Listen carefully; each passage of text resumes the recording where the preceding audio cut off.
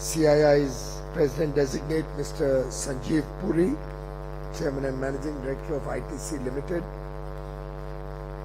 Mr. Jean-Carlo Butzke, the Managing Director of WEG Industries, Mr. Girish Tanti, Vice Chairman Suzlon, Mr. Parag Sharma, Vice Chairman CII Renewable Energy Council, Ms. Seema Arora, all the distinguished participants, friends from the media, ladies and gentlemen.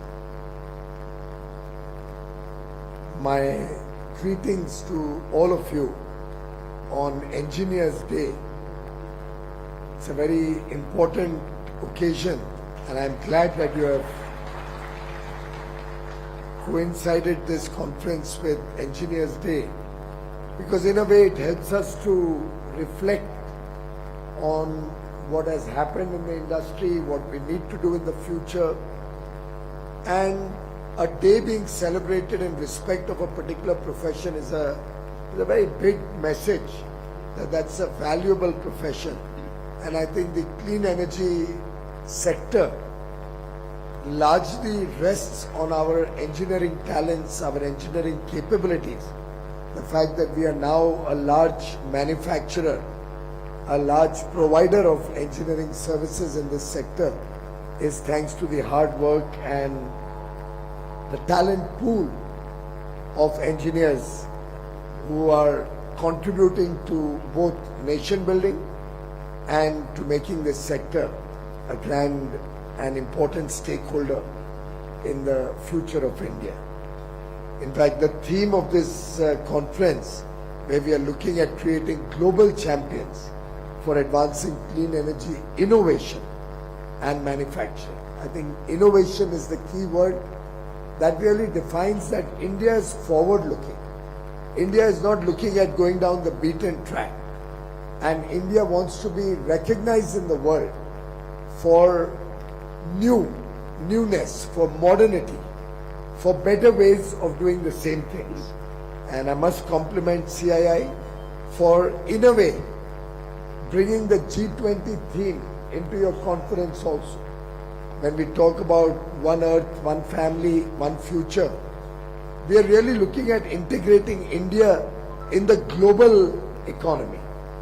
And the renewable energy sector is a very, very important stakeholder in any future plans that India is preparing to become an international and internationally relevant country. For example, sustainability and inclusivity are at the core of every agenda, including our G20 agenda, where we focus a lot on sustainable development goals, where we looked at ensuring a better world to live in for the next generation, a better future for our children. And I think it's important that we look up the New Delhi Declaration carefully and assess what are the outcomes, what are the learnings from those outcomes, and what we as industry can do to help achieve those outcomes both in India and globally.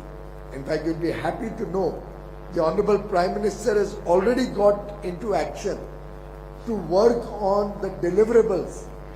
And you're all aware the deliverables of India's G20 presidency surpassed the deliverables of any other presidency in its history. What we have been able to bring to the table and get the world, and a very broken world, as you are all aware, to agree on is quite extraordinary, quite historic. And therefore the Prime Minister has already got the system activated. We seek your active participation and contribution also, so that the significant outcomes are not on paper, but we actually implement each of the areas on which we have brought world consensus, and we ensure that the benefits of India's G20 presidency will live for many, many, many years, if not generations to come. Friends, in the G20 outcome document and the New Delhi Declaration, there was a great deal of focus on implementing clean, sustainable, just, affordable and inclusive energy transition. And I think all of you are stakeholders in this journey of energy transition. In fact, I would urge the organizers to also consider, if not today, at a later date, to see whether our focus along with manufacturing and innovation should also not be equally on capturing world markets in terms of our execution capabilities, in terms of implementation of renewable energy projects, because I'm beginning to understand that while India, of course, has very ambitious targets, as were articulated by speakers before me, the world also is looking to expand in the renewable energy space in a massive way. Like we are looking at tripling the global capacity on renewable energy. Imagine the amount of engineering talent. Imagine the amount of construction talent to implement these renewable energy projects that will be required all over the world. And we are all aware that India today produces the highest number of STEM graduates. And it's an opportunity for us to get a foot into the door in global projects through the engineering, procurement and consultancy or EPC kind of contracts and get involved in the renewable energy space across the world. And that will be a true testament to the session that we are currently discussing. The session, as I was told, was positioning India as a partner in achieving global supply chain resilience. And we want to be a part of global supply chains, then manufacturing is one part of it. Actual implementation of these projects is an equally important and equally good value proposition for India to look at. In fact, my engagement before I came here was with the Services Export Promotion Council, where also we discussed how India's engineering exports can be tripled from $31 billion now to $100 billion in the next 7 years by 2030. And at that point, we also discussed in the previous conference that in almost every other export, there's a huge amount of engineering component. Let's take the IT exports, for example. Well, they estimated that about 3% comes out of engineering processes that go into the IT exports.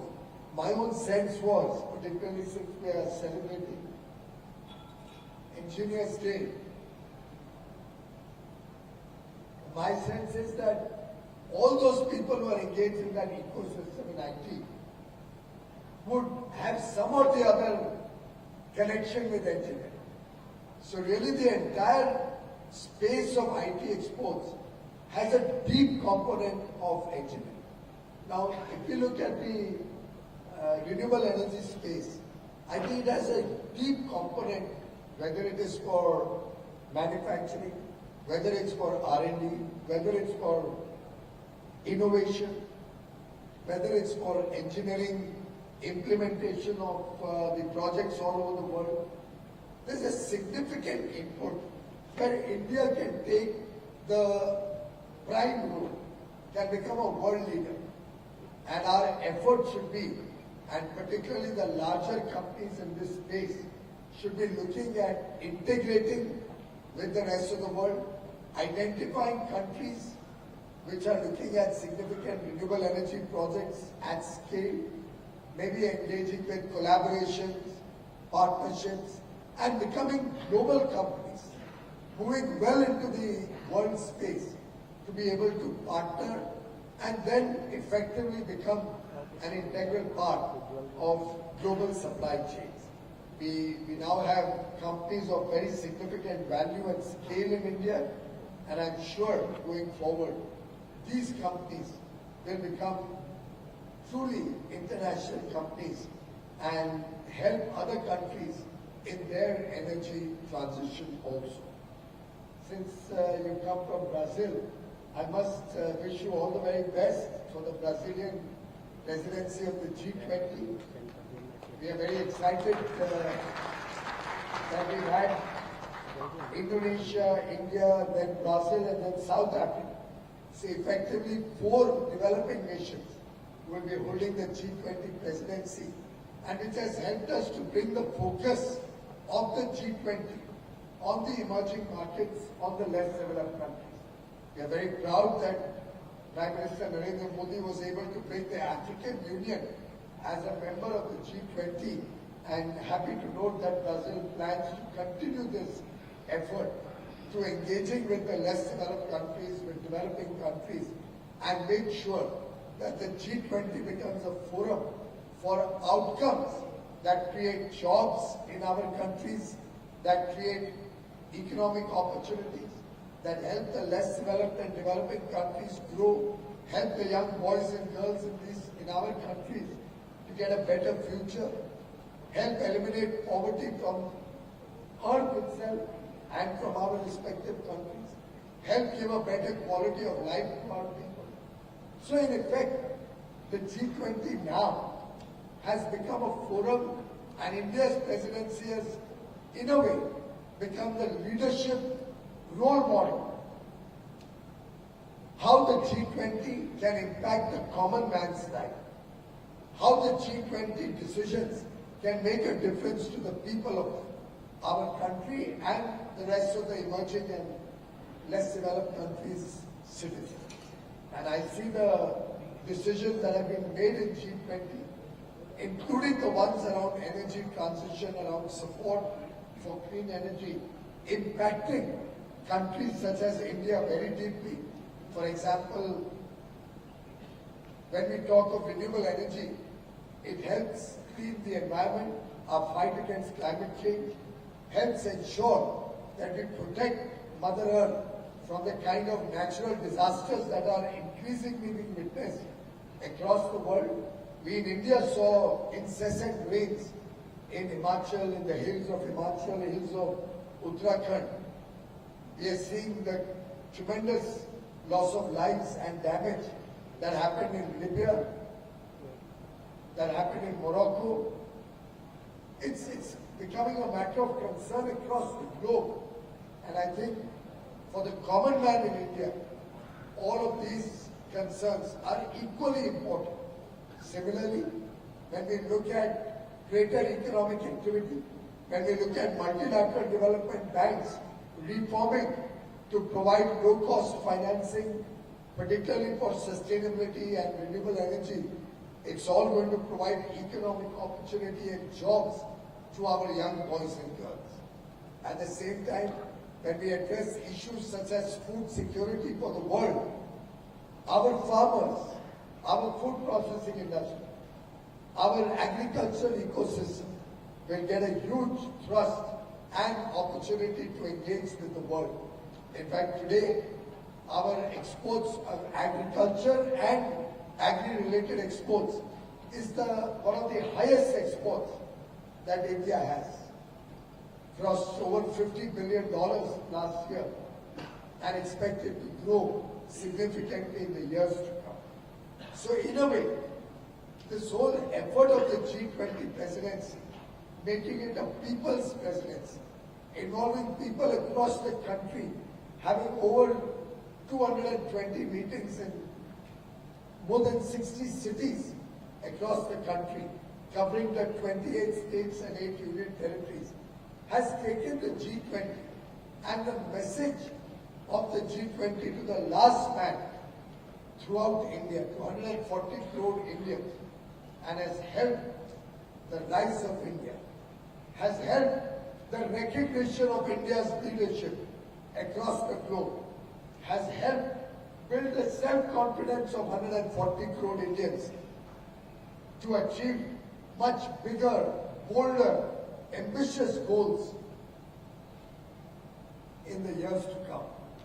The world also has seen our capacity and capability, whether it is during the COVID pandemic, whether it is while tackling the challenges that have emerged from the conflict in Ukraine, The world has seen India's leadership, led by Prime Minister Shri Narendra Modi, has seen the capability of 140 crore Indians to be able to provide the world with a better deal, to bring the world together with consensus, something which was most unexpected, something which everybody, particularly some friends from different political thinking in India, who were almost being gleeful that India will not be able to have an outcome document and come up with a consensus, and were politicizing an opportunity that we had to show to the world how India stands united, how India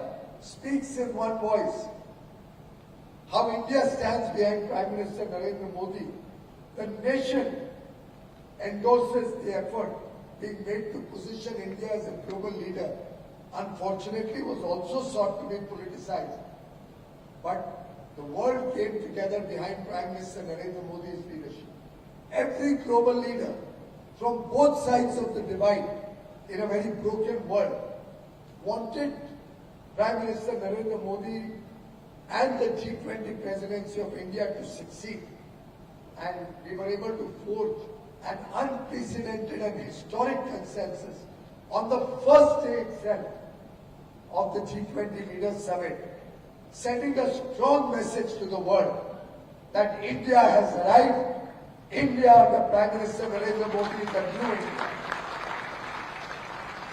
This is a resurgent India. This is a vibrant India.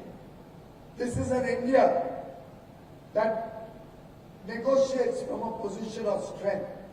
This is an India that will provide global leadership. This is an India that speaks for the global south, for over 100 countries of the less developed and developing world, brings them onto the world stage, provides opportunities for them, and in a sense respects and safeguards the interests of 8 billion people across the world. 800 crore लोग भारत के संवेदनशील नेतृत्व का लाभ ले सके. India speaks in one voice for the world. One earth, one family, one future is not a mere theme. It's not just a slogan. It's our commitment. It's the commitment of Prime Minister Modi to 800 crore world citizens. It's the commitment of 140 crore Indians that we will be a part of a better future in the global context, in the international context. And therefore, when we talk of the Global Biofuels Alliance, where Brazil has an important role to play also, when we talk of the India, Middle East, Europe Economic Corridor, which will help engage with other countries in an interconnected world, bring them closer together, interconnect the Southeast Asian region all the way through India and Middle East to Europe, bring down logistics costs, have interconnected renewable energy grids, electricity grids, have pipelines running fuel, running green hydrogen, have railroad connectivity, have road connectivity. We are looking at bringing the world closer together. We are looking at breaking the boundaries to make this truly Vasudhaiva Kutumbakam, the world as one family, and the future of the world as the future of all the people, all the stakeholders, and India playing a very, very important role in that future. And therefore, renewable energy provides that linkage, that connectivity that can help India with its offerings. As you have rightly articulated in earlier conversations, both in manufacturing and innovation, but also going beyond that, whether it's in financing, whether it is in ensuring high quality implementation of these projects, whether it's in making sure it's affordable. India will provide global leadership. And I only shared two examples of how Prime Minister Narendra Modi changed the rules of the game in India and brought renewable energy and energy efficiency to the fore, and in a way provided leadership which the world today is benefiting from. One, you will recall that when in 2014, Mr. Modi became Prime Minister with the blessings of all of you and 140 crore, at that point 125 crore Indians. The national target was to have 20 gigawatt of solar power. 20 gigawatt of solar power by, I think, 2030 possibly. By 2020, there was plans to do 20 gigawatts. But where were we at that time? Probably 1 or 2 gigawatts. Less than 1 gigawatt in 2000. And we had a small ambition. One of the first steps Prime Minister Modi took was enhance the target to 100 gigawatt, 5 times, and make the entire process completely transparent through equal opportunity for everybody to participate, transparent auctions to procure renewable energy, and thanks to his very, very bold decisions, both in terms of scale, in terms of speed, and in terms of transparency and integrity, we were able to bring down the cost of solar power to as low as 2 rupees 41 paise, if I remember correctly. The auctions around 2016 were at 2 rupees 41 paise, even less than the cost of thermal power, coal-based power. Over 20 studies were conducted how this 100 gigawatt of power, which is intermittent energy, will feed into the system. Grids were strengthened and a national grid was made, an interconnected grid to support the inflow of solar energy, particularly since it comes in at different points of time.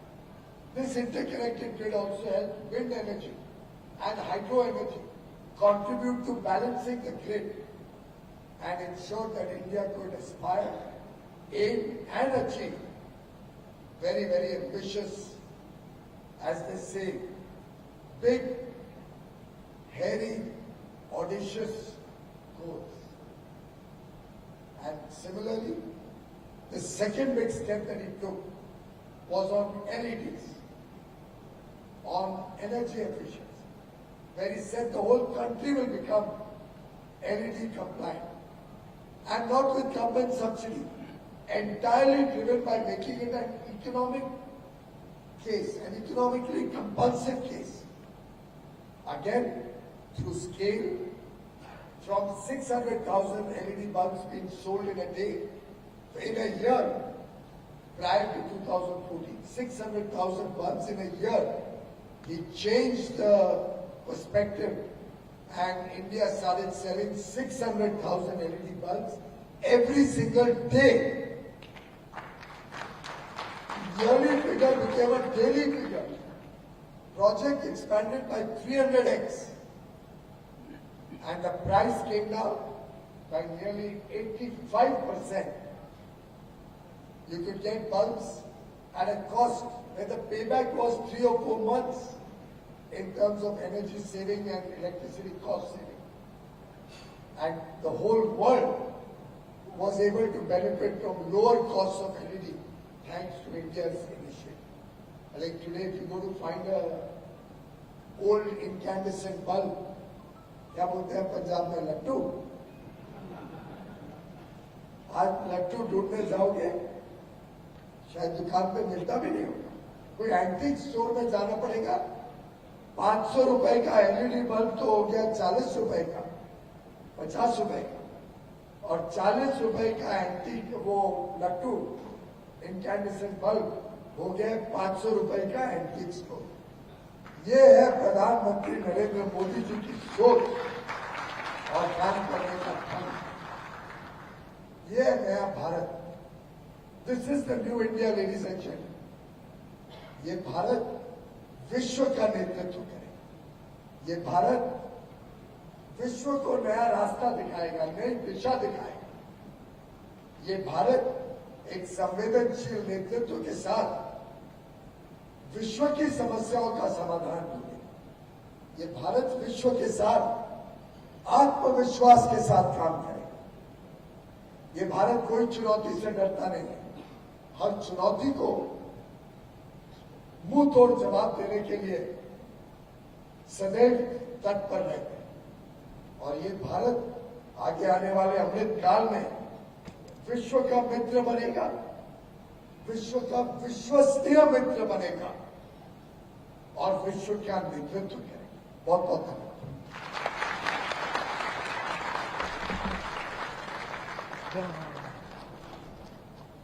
Thank you, sir. May I now invite Seema Arora, Deputy Director General CII, to give the vote of thanks. Thank you, Honorable Minister and distinguished panelists on the dais. It's my honor and privilege to thank Prime Minister for a very, very inspiring address. He's always been so gracious and come to many CII forums, and every time we learn something new and inspiring from him. So, ladies and gentlemen, please join me in thanking him for giving a template for us in the green energy sector. Thank you, Minister. I also want to thank all the other participants for joining us today. We end the session here. Thank you.